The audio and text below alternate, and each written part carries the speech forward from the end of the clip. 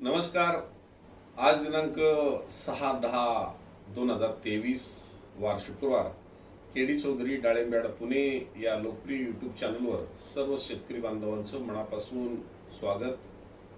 KD Chaudhari हा brand आपल्या मनात शेतकऱ्यांच्या बसला आणि खऱ्या अर्थानं आमच्यावरती जबाबदारी वाढत असताना 4-5 मार्केटमध्ये राजस्थान, गुजरात, नाशिक, पुणे आणि इंदापूर वाढती लोकप्रियता ही पाहायला भेटायला लागली. खऱ्या अर्थानं शेतकरी जो फसला जात होता जागेवरती, त्या शेतकऱ्याला कुठंतरी एक आशेचा किरण म्हणून केडी चौधरी या ब्रँडकडे नक्कीच शेतकऱ्यांनी पाहिलं. आणि म्हणून मला आठवतंय की 2007 साली जाग्यावरती 30-35 रुपयांनी जाणाऱ्या बागा ह्या खऱ्या अर्थानं त्याच वेळेस अॅग्रोवनला आपली बातमी लागली 100 रुपये भगवा, आणि जाग्यावरती एक्सपोर्टवाल्यांनी 60-65 रुपयाच्या खरेद्या चालू केल्या.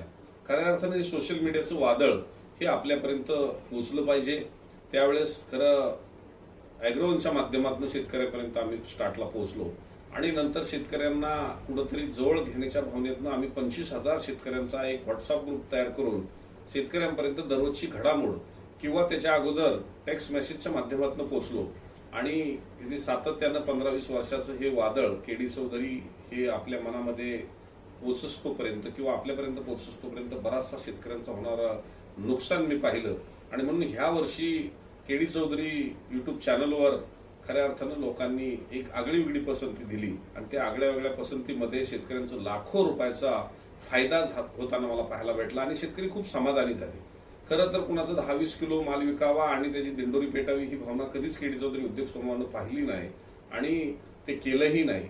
आणि म्हणून आज आपण खऱ्या अर्थानं आज 265 रुपये किलोचा रेट हा पुण्यामध्ये पाहायला भेटतोय. ॲव्हरेज वर 310 आणि खालून 220 रुपयांनी माल स्टार्ट होतोय.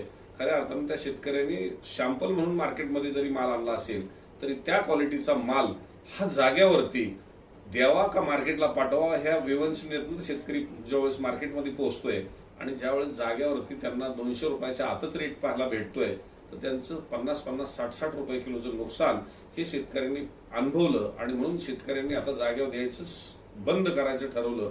आणि म्हणून महाराष्ट्रातल्या कानाकोपऱ्यातनं जो शेतकरी व्यापारी शेतकऱ्यांकडनं डाळिंब घेत होता आणि बऱ्याचशा प्रमाणात शेतकऱ्याला लुटलं जात होतं, ही भावना आता शेतकऱ्याला कुठेतरी जागृत करण्यासाठी केडी चौधरी डाळिंबयाड पुणे हा लोकप्रिय युट्यूब चॅनल ज्यावेळेस आपल्यापर्यंत पोहोचला आणि त्या माध्यमातून आता शेतकरी जागेवरती द्यायला नकोच ही भावना ठेवायला लागला. आणि आता जागेवरचा व्यापारी कर्नाटकमध्ये जाऊन खरेदी पसंत करायला लागला. कारण मला बऱ्याचशा व्यापाऱ्यांनी फोन केला की शेठ आपल्यामुळं आम्हाला महाराष्ट्रामध्ये माल मिळेनासा झाला. आणि ही वस्तुस्थिती आहे का तर आपला शेतकरी फसू नये ही भावना आम्ही नक्कीच ठेवली. जागेवरती तुमचं 2-5 रुपये नक्की घ्या, पण 30-30, 40-40 रुपये किलोला जर शेतकऱ्याचं नुकसान होत असेल तर माझा महाराष्ट्रातला शेतकरी हा कुठेतरी 15-20% आज कुठेतरी राहिलेला आहे, तग धरून बसलेला आहे. आणि त्या शेतकऱ्याचं नुकसान होत असेल तर उद्याची भविष्यातली डाळिंबाची शेती संपून जाईल का, अशा परिस्थितीत आपण असताना आपण कुठेतरी जागृत राहिलं पाहिजे. आणि ह्या भावनेतनं केडी चौधरी युट्यूब चॅनलवर आपण नेहमीच सतर्क राहता आणि जागेवरची घडामोड आणि मार्केटची घडामोड ही सातत्यानं पाहत राहता. आणि म्हणून मी शेतकऱ्यांना सांगू इच्छितो की ज्यावेळेस 80-85चा रेट असताना 150चा रेट होईल सांगितलं आणि शेतकरी जागा झाला. ज्यावेळेस 150चा रेट असताना 160-70 व्हायला लागला त्यावेळेस आपण 200 रुपयाचा रेट होईल त्यावेळेस अजून शेतकरी जागा झाला. आणि ज्यावेळेस 200चं वादळ कुठंतरी अजून पुढे जातंय हे घोंगावतंय हे सांगितल्यानंतर 250चा रेट आपल्याला होईल हे सांगितल्यानंतर शेतकरी अजून जागा झाला आणि जाग्यावर देणारे सौदे हे संपले. आणि मार्केटला पुणे मार्केटला कुठल्याही मार्केटला माल चांगला पाहायला भेटणार नाही एवढा पुणे मार्केटला आणि नाशिक मार्केटला टॉप क्वालिटीचा माल पाहायला भेटला. आणि खऱ्या अर्थाने इंदापूरला सुद्धा आम्ही आवर्जून सांगतो की इतर मार्केटच्या पेक्षा इंदापूर मार्केट हे टॉपला हे आपल्याला पाहायला भेटेल. आणि तिथला सुद्धा आपण दररोजच्या जर युट्यूब चॅनलवर शेतकऱ्यांच्या मुलाखती पाहायला लागला तर वेगळ्या तालुक्यातली मंडळी तिथे यायला लागली. खरं तर इंदापूर तालुक्यापुरतंच हे मार्केट सीमित असणारं सोलापूर जिल्ह्यातले अनेक तालुके, सांगली जिल्ह्यातले काही तालुके हे इंदापूरपर्यंत पोहोचायला लागले. आणि महाराष्ट्रातून तर वेगवेगळ्या जिल्ह्यातून त्याचबरोबर कर्नाटकच्या विजापूर जिल्ह्यातून पुण्यापर्यंत शेतकरी यायला लागला. आणि उत्तर महाराष्ट्र आणि मराठवाड्यातनं शेतकरी नाशिकपर्यंत यायला लागला. आणि त्या शेतकऱ्याचं होणारं नुकसान हे टळायला लागलं आणि शेतकरी समाधानानं हा शेतकरी शेतकऱ्यात बोलायला लागला की माल जर टाकायचा असेल विकायचा असेल तर केडी चौधरीकडे टाका, परंतु गाडीवाला असमाधानी आमच्याकडे राहिला तर मी त्याच शेतकऱ्यांना सांगितलं की गाडीवाल्याला 10-5 रुपये तुम्ही भाडं वाढून द्या, कारण तो त्या आशेनं जर दुसरीकडे जात असेल आणि आपलं नुकसान करत असेल तर हे नुकसान जास्त आपल्याला सहन करण्यासारखी परिस्थिती नाहीये, कारण लाखो रुपयाचं नुकसान होते आणि शेतकरी त्या निमित्तानं जागा होत असताना शेतकरी सुद्धा आता गाडीवाल्याला 2 पैसे वाढून देऊन बाबा केडी चौधरीकडे चल. परंतु बऱ्याचशा अंशी शेतकरी अजूनही ज्यावेळेस गाडीवाल्याला विचारतो त्यावेळेस गाडीवाला नक्कीच सांगतो की केडी चौधरीकडे पुण्यामध्ये गाड्या खाली होत नाही. मी आवर्जून सांगेल 10, 15, 20, 25 दिवसाचा मधी तसा वेळ आली होती त्यावेळेस, पण आता गाड्या खाली होत आहेत आणि सर्वाधिक आवक असताना सुद्धा आपल्याकडं आता एवढी आवक जी महाराष्ट्रामध्ये कुठं नसताना ती आपल्याकडे केडी चौधरीच्या तिन्ही दुकानामध्ये पाहायला भेटते. आणि म्हणून शेतकऱ्यांनी आता जाग्यावर देताना अजून विचार करा, कारण अजून इथला पुढचा काळ जर पाहिला तर 10 तारीख ते 17 तारीख मी सांगितलं की ज्या छाटणीला आलेल्या बागा आहेत, जे लहान डागी असेल किंवा लहान गुटी 50-60 ग्रॅमची किंवा 100 ग्रॅमची गुटी असेल की ते आपण विचारच घेत नाही आणि त्याचे सुद्धा 100-100 रुपये किलो पर्यंत ज्यावेळेस रेट पाहायला भेटत आहेत आणि चांगल्या ज्या गोट्या आहेत 125-150 ग्रॅमच्या त्या 150-160 रुपये किलो पर्यंत ज्यावेळेस जात आहेत आणि 200 ग्रॅमच्या पुढची गुटी काल आपण आज पाहिली 220 रुपये किलो पर्यंत ज्यावेळेस स्टार्ट होऊन 310 रुपये जाते आणि 265 रुपयाचा ऍव्हरेज पडतोय. तर असा हा रेट आताच जर भेटत असेल तर नवरात्र तोंडावर आहे, उपवासाचे दिवस आहे आणि त्यानंतर खऱ्या अर्थानं दिवाळीमध्ये छठ पूजा आहे आणि त्या छठ पूजेला मिळणारा प्रतिसाद आपल्याला अनेक वर्ष मी छठ पूजा कधी असते, ज्योतिया सण कधी असतो, तीज सण कधी असतो, हे वेगवेगळे सण वेगवेगळ्या राज्यातले आपल्यापर्यंत पोहोचवले आणि शेतकरी सावध झाला आणि म्हणून गणपतीच्या वेळेस आपण कोणता माल काढावा, ज्योतिया सणाच्या वेळेस कोणता काढावा आणि नवरात्र आणि छठ पूजेच्या टायमिंगला कोणता काढावा हे आपल्यापर्यंत पोहोचवल्यानंतर आपले होणारं नुकसान हे आपण टळलं. आणि म्हणून शेतकऱ्यांना मी आवर्जून सांगेल की अजून पुढचा काळ अजून तेजीचा आहे, दिवाळीपर्यंत तेजी आहे, दिवाळीच्या नंतर सुद्धा आपल्याला रेट नक्कीच मिळणार आहेत, पण दिवाळीच्या नंतर थोडेसे रेट खाली येण्याची शक्यता जरी वाटली असेल तरी त्यावेळेच्या येणाऱ्या मालामध्ये आणि आत्ताच्या मालामध्ये खूप क्वालिटीमध्ये तफावत पडणार आहे, कारण नंतरच्या दिवाळीच्या नंतरचे माल साईज घेणार आहेत.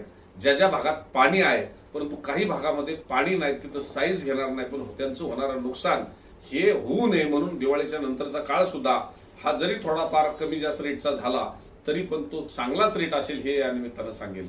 खऱ्या अर्थानं आपण जसं डाळिंबाला एक चांगली दिशा दिली तशीच आता पेरूला चांगली मार्केटिंगची दिशा द्यावी या भावनेतनं केलेलं वादळ चालू 1 महिन्यापासून आता तिन्ही मार्केटमध्ये पेरूची ज्यावेळेस आवक येते आणि त्या आवक मधून आम्ही वेगवेगळ्या राज्यामध्ये ज्यावेळेस हा पेरू पिंक तैवान हा पाठवतोय. खऱ्या अर्थानं आता अनेक डाळिंब व्यापाऱ्यांना आम्ही प्रोत्साहित करून हे पेरू देशाच्या कानाकोपऱ्यात पाठवतोय. आज या पेरूला 85 रुपये किलोचा रेट उच्चांकी भाव या ठिकाणी मिळाला. खऱ्या अर्थानं हे जागेवरती 40 आणि 42 रुपये किलोने माल शेतकरी आजही विकतोय. त्या शेतकऱ्यांना मी नम्र आवाहन करेल की एकदा मार्केटमध्ये या, आपल्याकडे असणारे 4-2 पेरू घेऊन या आणि त्याच्यामध्ये कडक माल आपण कसा वेगळा काढायचा, तयार कसा वेगळा काढायचा आणि तयारला पण कसं वेगळं मार्केटिंग आपल्याला चांगल्या पद्धतीने करून घ्यायचं हे आपण नक्कीच पाहावं. परंतु खऱ्या अर्थानं जास्त मोठा साईजचा माल कमी अधिक असतो, परंतु मीडियम हा माल आहे हा शेतकऱ्यांकडे जादा उपलब्ध असतो. त्याचा आज 71 रुपये किलो हा रेट पुण्यामध्ये विक्री झाली आणि म्हणून अशा शेतकऱ्यांना मी नक्की सांगेल की मार्केटिंगची व्यवस्था आपण चांगली प्रबळ केलेली असताना आपण फसू नका आणि जागेवर जर सौदे करायचे असेल तर नक्की करा. त्यांना सुद्धा टाईट रेट आपण द्या.